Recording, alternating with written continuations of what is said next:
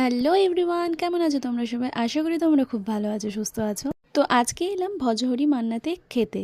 তো এখানে নাকি খুব ভালো থালি পাওয়া যায়, ননভেজ থালি, ভেজ থালি। তো আজকে দেখবো ননভেজ থালি ট্রাই করে, আর তোমাদেরকে দেখাবো এখানে ননভেজ থালিতে কি কি আইটেম দেয়, কি কি থাকে এবং এদের কোয়ালিটি এবং কোয়ান্টিটিটা কীরকম হয় সেগুলো সব তোমাদেরকে দেখাবো। তো আমরা গেছিলাম 6 জন আর নিয়েছিলাম 3টে থালি। আমরা এই ভজহরি মান্নাতে এসেছি, এবার আমরা এখান থেকে থালি অর্ডার করেছি, ননভেজ থালি। তো অ্যাকচুয়ালি আমরা গেছিলাম দুর্গাপুজোর সময়, আর তখন ননভেজ থালি ছিল 999 টাকা করে। তো আমরা মোট 3টে থালি অর্ডার করেছিলাম।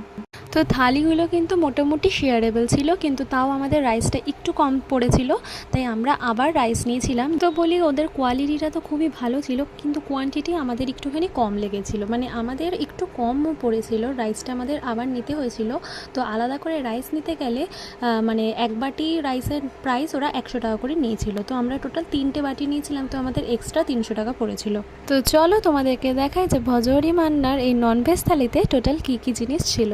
তো প্রথমে থালার প্লেটে ওরা একদম সুন্দর করে সাজিয়ে দিয়েছিল রাইস আর বেগুনি, আর ছিল ছোলার ডাল।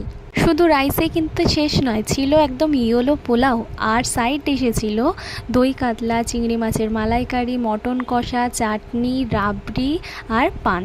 তো সব আইটেমগুলো কিন্তু এক পিস করেই ছিল, মানে চিংড়ি মাছের মালাইকারিটা 1 পিস, দই কাতলা 1 পিস, শুধু মটনটা দিয়েছিল 2 পিস, বাকি কিন্তু সব কিছু বেগুনি এগুলো সব 1 পিসই ছিল। আর যদি কেউ চিংড়ি মাছ না নিতে চায় তাহলে তার বদলে ওরা চিকেন দিয়ে দেবে। তো এই যে দই কাতলা আর মটন কষা আর চিংড়ি মাছ, আর এই যে ভাত ছিল, বেগুনি ছিল আর ডাল ছিল, এই হচ্ছে চাটনি আর রাবড়ি। তো চলুন এবার আপনাদেরকে দেখাই খেয়ে কেমন ছিল আইটেমগুলো। ও আর একটা জিনিস ছিল, যেটা হলো লেবু আর লঙ্কা। কেউ যদি ডাল দিয়ে লেবু দিয়ে খেতে চায় তো সেটাও খুব ভালো লাগবে খেতে। আসলে আমরা বাঙালিরা কিন্তু এই ডাল ভাতে কিন্তু লেবু দিয়ে খেতেই আমাদের বেশি ভালো লাগে, আর আমিও লেবু দিয়ে ডাল ভাত খেতে বেশি ভালোবাসি, তাই আমিও একটুখানি লেবু নিয়ে নিলাম এই ছোলার ডালের উপরে। আর বেগুনিটা খুব ভালো হয়েছিল। তো তারপরেই নিয়ে নিলাম চিংড়ি মাছের মালাইকারি। তো চিংড়ি মাছের মালাইকারিটা কিন্তু জাস্ট অসাধারণ টেস্ট ছিল, খুব ভালো খেতে ছিল। মাছের পিসগুলো একটা করে দিয়েছিল ঠিকই, কিন্তু ছিল অনেক বড় বড়। দেখতেই পাচ্ছেন যে চিংড়ি মাছটা কতটা বড়, মানে একটা গলদা চিংড়ি যেরকম বড় সাইজ হয় সেরকমই বড় একদম গলদা চিংড়ি ওরা দিয়েছিল।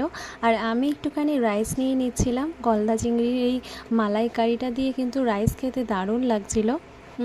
দারুণ ছিল। এই মাছটা দেখুন কতটা বড়, আর কতটা বড় মাথা। এই গলদা চিংড়ির মাথা চিবিয়ে খেতে কিন্তু দারুণ লাগে। তো তারপর ছিল দই কাতলা।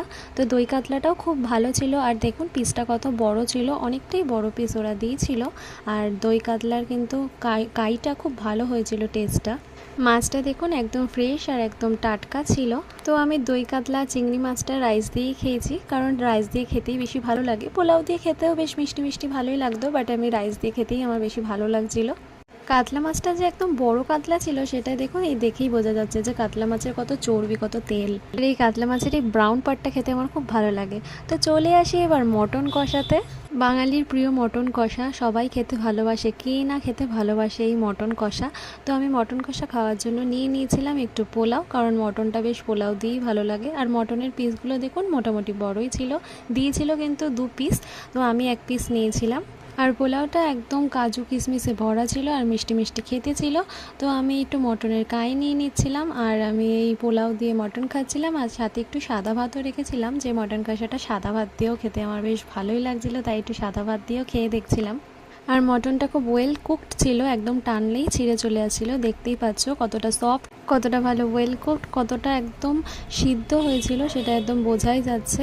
তোমরা দেখতেই পাচ্ছ মটনের পিসটা কিন্তু ভালোই বড় ছিল, আর টেস্টের দিক দিয়ে অসাধারণ ছিল মটন কষাটা। তো আমি যদি এই মটন কষা আর চিংড়ি মাছটা, গলদা চিংড়ি আর কাতলা মাছটাকে রেটিং করি, তো আমি চিংড়ি মাছটাকে দেব 9 আউট অফ 10, কাতলা মাছটাকে দেব 8.5 আউট অফ 10, আর মাটনটাকে দেব 8 আউট অফ 10। কারণ আমার মাংসটাকে আরটু হলে ভালো হতো, আমার কোয়ান্টিটিটা খুব কমই লেগেছে। মোটামুটি টেস্ট তো ভালোই ছিল, বাট খেয়ে যেন তৃপ্তি হলো না। মটন কি আর 1 পিস খেয়ে তৃপ্তি হয় বলুন? তো তারপর নিয়ে নিয়েছিলাম চাটনি। সত্যি কথা বলতে চাটনিটা কিসের ছিল আমি সেটা ভুলে গেছি, মনে হয় আনারসেরই ছিল। তো চাটনিটাকে দেবো আমি 8 অফ 5 আউট অফ 10।